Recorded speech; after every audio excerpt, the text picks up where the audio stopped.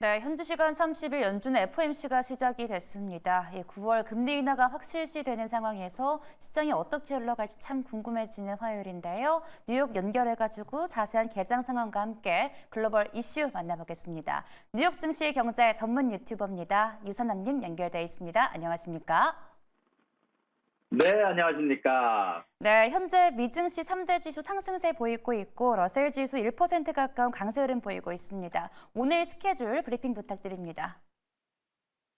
네, 일단 오늘 같은 경우는 이미 도시주택가격 지수가 나오게 됐고요. 예상치보다는 높은 수치가 나왔지만 문제는 이게 주택가격 지수가 5월이다 보니 시장에게 크게 영향을 주지는 않는 모습이 나오고 있고요. 그리고 약 15분 뒤쯤에 이제 미국 노동부에서 발표하는 졸트 구인이직 보고서가 나오게 되게 됩니다. 얼마만큼의 직장이 실업자 수에 비해서 있는지 알려주는 지표다 보니까 굉장히 중요한 지표고 시장에 커다란 영향을 미칠 것으로 예상이 되고 있고요. 그러고 나서는 이따가 미국 저녁 기준으로 한국 시간 아침 기준으로 중국에서 복합 구매 관리자 지수와 제조업 구매 관리자 지수가 나오게 되게 되고요. 그러고 나서는 오늘 여러 가지 어닝 발표가 있을 예정인데요. AMD와 마소 그리고 스타벅스까지 오늘 어닝 발표를 하게 되는데 전체적으로 시장에 영향을 줄 수 있는 부분들이 좀 있다 보니까 아마 촉각을 곤두세우고 보실 필요가 있어 보입니다.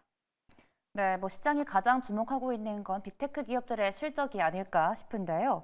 이어서 월가에서 이 왓튼의 마법사로 불리는 왓튼스쿨 교수가 금리 인하에 대한 강한 자신감을 내비쳤습니다. 내일 FOMC에 대한 힌트로 봐도 될까요?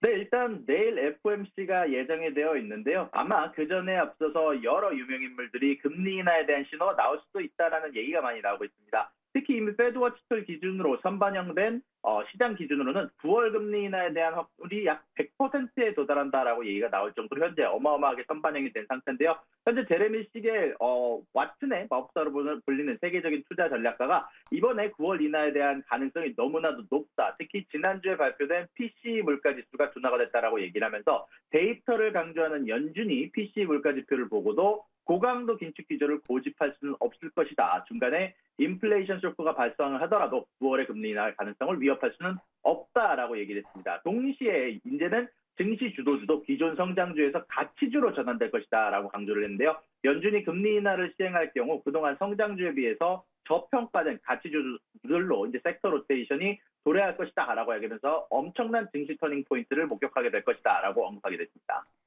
네, 한국 시간으로 목요일 새벽 3시에 FOMC 성명서 발표됩니다. 주목하시기 바라고요. 이어서 모건 스탠리가 탑픽으로 테슬라를 올리면서 오늘 국내 시장에서 2차 전지 섹터 정말 강한 반등을 보였습니다. 탑픽 선정 이유가 궁금한데요. 네, 일단 모건 스탠리가 이번에 종전에 포드를 밀어내고 현재 탑 2로 이제는 테슬라를 자신의 탑픽으로 선정을 했는데요.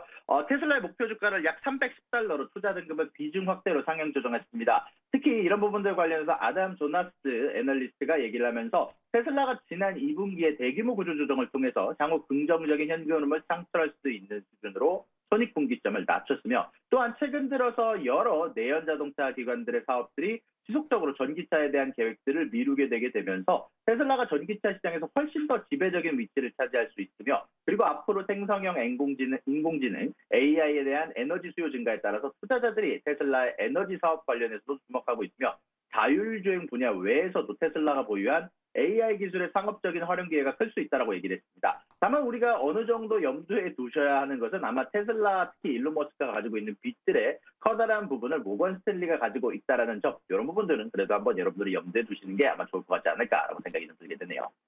네, 전일 테슬라 5% 넘게 올랐었는데 현재 1.5% 정도 밀리는 모습 보여주고 있습니다. 또 그리고 워렌 버핏의 버크셔 해서웨이가 뱅크 오브 아메리카의 지분을 약 30억 달러가량 매도했다는 보도가 나왔습니다. 매도한 이유는 뭘로 보고 있을까요? 네, 일단 말씀해 주신 것처럼 워렌 버핏이 이번 달에만 뱅크 아메리카를 약 주식을 30억 달러어치가 매각이 됐다는 소식이 전달이 됐습니다. 현재 7월 들어서 세 번째 매각을 어제 공시를 했었는데요. 버크셔 해서웨이는 7월 25일부터 29일까지 약 7억 6,700만 달러에 해당하는 주식을 매각을 했고요. 이번 달에 매각한 주식으로 버크셔의 지분이 총 6.9%가량 감소했다라고 소식이 전달이 됐습니다. 현재 버크셔 같은 경우는 9억 6,200만 주를 여전히 보유하고 있으면서 이것은 월요일 종가 기준으로는 약 400억 달러에 해당하는 금액인데요. 일단 이번 매각은 워렌 버핏이 여태까지 투자에 관련한 철학에 관련해서 현재 뱅크 오브 아메리카의 CEO인 브라이언 모이니안에 대한 신뢰도가 어마어마하다라고 발표를 했던 거에 대한 중대한 흡세를 한 것으로 현재 2011년 이후 처음으로 이 은행에 투자를 시작하기 이후로 사실 올해 7월 중순에 주가가 올해 31% 상승했을 때부터 고점이라고 생각한 지 현금화를 시작했다고 합니다. 이 이후에 주가가 7%가량 하락을 했고요. 버크셔와 뱅크 오브 아메리카 양쪽 다 대변인 언급을 거부했다라고 얘기가 나왔고요. 2008년 금융위기 이후에 은행의 법적 책임이 증가하는 상황에서 금리 인하 시기가 가까워진 상황에서 아마 이루어진 게 아닌가라고 생각이 좀 전달됐습니다. 네, 이어서 세금 부담이 매각에 대한 동기부여가 됐다는 점도 함께 전해드립니다. 또 이어서 사이버 장애로 문제를 겪은 델타항공이 마이크로소프트와 크라우드 스트라이크에 대한 상대로 보상을 요구할 예정이라고 CNBC가 보도했습니다. 해당 내용 짚어주시겠어요? 네, 현재 델타항공 같은 경우는 대규모 기술 장애 후 크라우드 스트라이크와 마이크로소프트를 상대로 손해보상을 청구하기 위해서 법률 회사를 고용했다는 뉴스가 떴는데요. 최근 들어서 분석가들이 얘기를 하기를 이번 장애로 가장 많이 손해를 본 항공사는 델타항공, 약 3억 5천만 달러에 해당한 손실을 입을 수 있다고 예상을 하고 있습니다. 특히 이런 부분들은 델타항공이 자신들의 기술이 최신의 기술로 도배되어 있다라고 얘기를 하면서 어느 정도 홍보를 한 이후에 이뤄진 일이다 보니까 전체적으로 이번 달 수천 편의 항공편이 취소되게 되면서 두 회사에 대한 손해보상을 청구하기 위해서 법률 회사 보이스 실러 플렉스너의 베테랑 변호사 데이비드 보이스를 고용했다라는 얘기가 전달이 되면서 현재 주가가 움직이고 있는데요. 일단 그럼에도 불구하고 아직 CNBC 기준으로는 델타항공이 아직 소송을 제기하지 않았다라고 보도를 하면서 델타항공, 마소 그리고 변호사까지 즉각적인 논평 요청에 응하지는 않았습니다. 크라우드 스트라이크 쪽 대변인도 보도에 대해서는 알고 있지만 소송에 대한 정보는 아직 없다라고 소식이 전달이 되기도 했습니다.